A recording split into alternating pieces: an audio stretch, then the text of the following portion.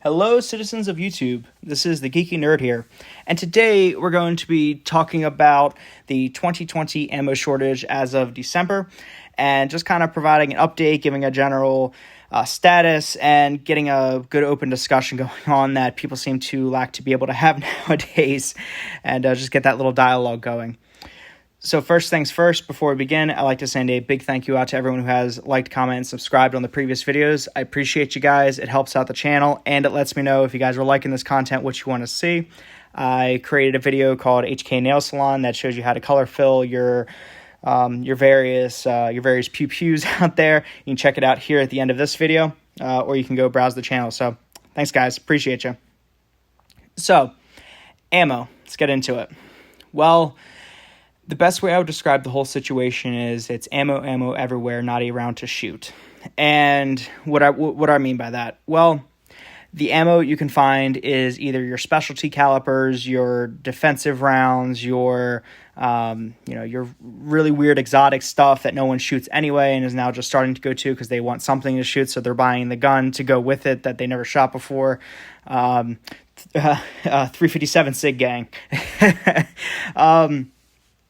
And yeah, that's just kind of the general state currently as of December. Now, as we all know, the election has occurred, and we know the outcome of it, which is going to lead to inevitably more of this. In my previous videos, I was mentioning kind of hinged on that, whether the market's gonna become normal, stabilize, or if it's gonna just continue to eradicate out of spiral. And with that said, it's going to do the latter. Just because ammunition is just really hard to find. Like, there's no other words for it. And it comes down to, well, of course, one is the demand for it.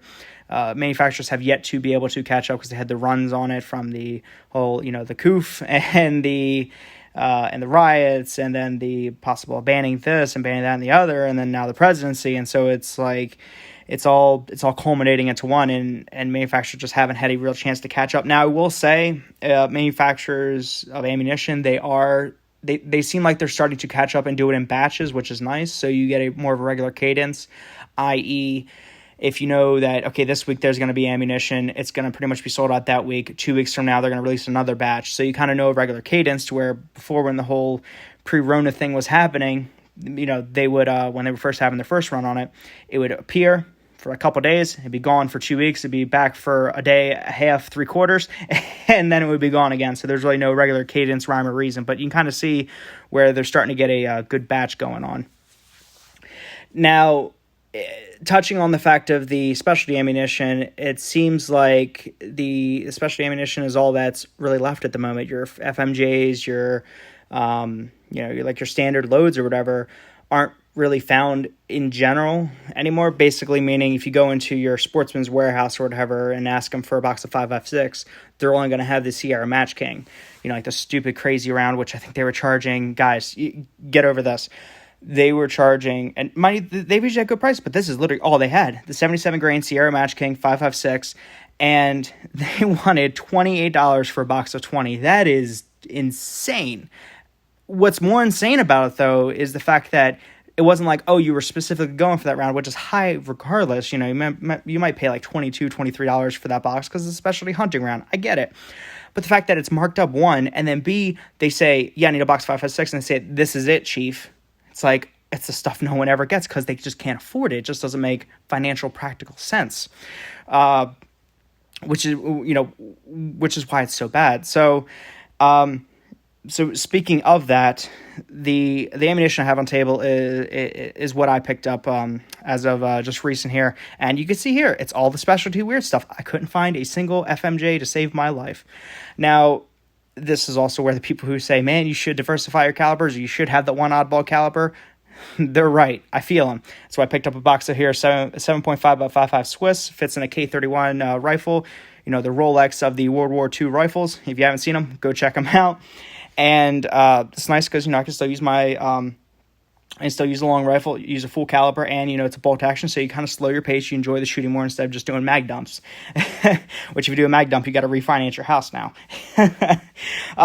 So I picked that up for, I think I was $22. So pretty normal for what it was. They're usually about $1 around, so not too bad.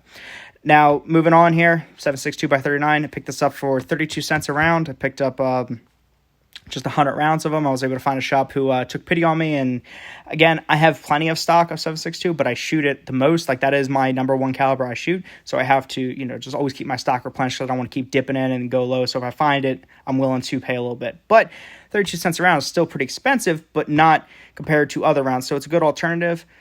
But this has even creeped up. This, I remember, used to be, you could find this between, give or take, 20 cents a round, 22 cents a round, which doesn't sound like a whole lot when you're going 20 cents to 35 cents, but it makes a difference once the rounds start adding up. And again, this is just for some steel case stuff.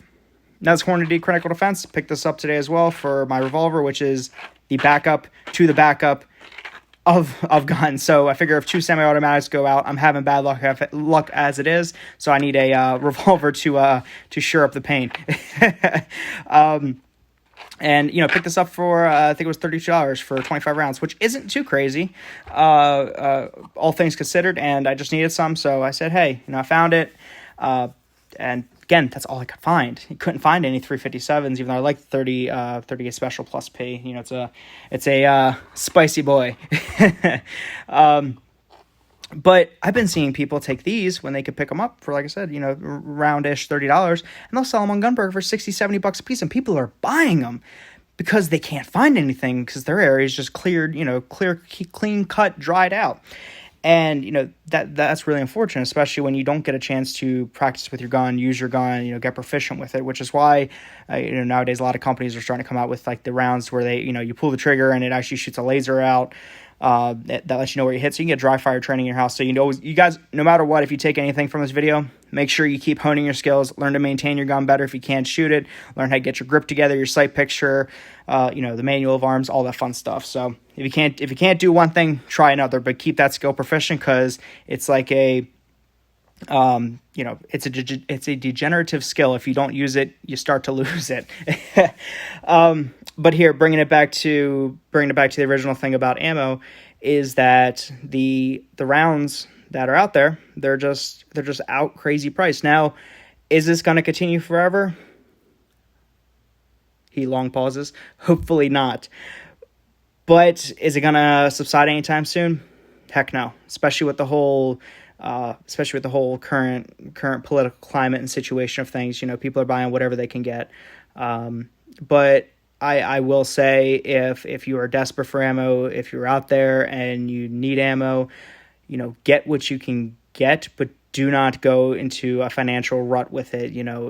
Pick up enough to get whatever you need to fill your mags that you have on hand, and call it a day. Try those other, skills that I was saying, as far as, utilizing to the best of your needs without having to go shooting. So, so just make sure you have enough to make sure you can run the gun, but, don't go crazy overboard right now. Do not, for love, pay, like $1 round for 9mm when you're just going to blow it. You do you. If if you got the money and you have the need, go right ahead. But for us poor plebs over here, it's just not financially feasible. Now, kind of wrapping the whole video up, with the whole specialty calibers and everything like that, when do I think this is going to subside? The big question. And let me know what you guys think, down in the comments, if it's when you guys think it's going to change or whatever. A few people in the industry I've been talking to have been saying 1.5 years now, with the whole way the election's gone and all that fun jazz. What do I say?